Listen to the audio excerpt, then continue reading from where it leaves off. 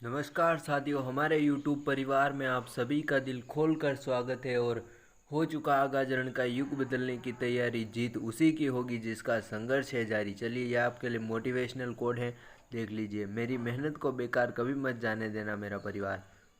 दोस्तों, आप जो सोच सकते हैं वो आप सब कर भी सकते हैं, इसलिए खुद पर विश्वास रखिए और अपने लक्ष्य की ओर बढ़िए। अगर आपने हार मान ली दोस्तों, तो दुनिया की कोई ताकत आपको जिता नहीं सकती, और आपने जीत की ठान ली तो कोई ताकत आपको हरा नहीं सकती।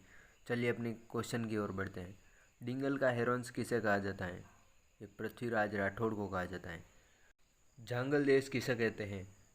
तो इसका आंसर हो जाएगा जोधपुर और बीकानेर का उत्तरी भाग। इसके बारे में चलिए कुछ इम्पोर्टेंट बातें करते हैं, एग्ज़ाम में आने वाली इम्पोर्टेंट बातें।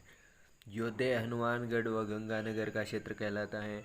गिरवा उदयपुर का के आसपास पहाड़ी क्षेत्र कहलाता है। ऊपर माल भीलवाड़ा व चित्तौड़ का पठारी भाग कहलाता है। राठ की बात करूँ तो अलवर जिले का हरियाणा से लगता क्षेत्र है। सालू प्रदेश अलवर का क्षेत्र है। मालानी क्षेत्र बाड़मेर जालौर का है।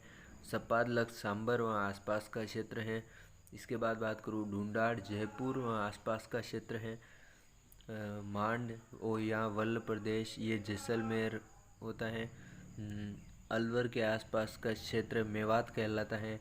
और मेवाड़ भीलवाड़ा चित्तौड़ उदयपुर राजसमंद का कहलाता है। और मारवाड़ जोधपुर का कहलाता है आसपास का क्षेत्र।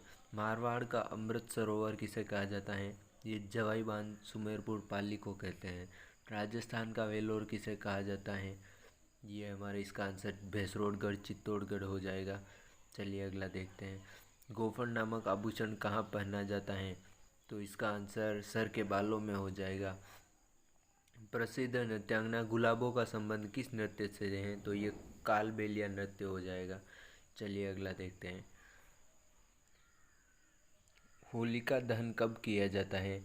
तो ये फाल्गुन पूर्णिमा को किया जाता है। इसके बारे में बात करूँ दोस्तों, तो लठमार होली करौली की प्रसिद्ध है। पत्थरमार होली बाड़मेर की प्रसिद्ध है। और इसके बाद में बात करूँ दोस्तों, तो धुलंडी चैत्र कृष्ण एकम को मनाई जाती है, जो होली के अगले दिन।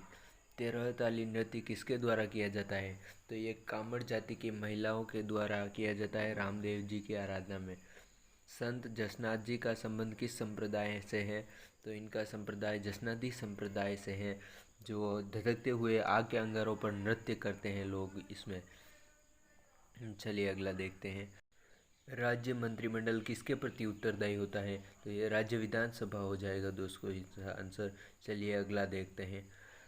राज्य में अभिलेखित वन क्षेत्र कितना है? अगर इसकी बात करूँ दोस्तों, तो ये 32,737 वर्ग किलोमीटर है। और टोटल राजस्थान का क्षेत्रफल 3,42,239 वर्ग किलोमीटर है।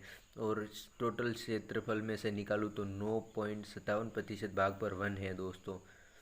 राज्य में विद्यालय के कुलपतियों की नियुक्ति किसके द्वारा की जाती है? राज्यपाल द्वारा की जाती है दोस्तों।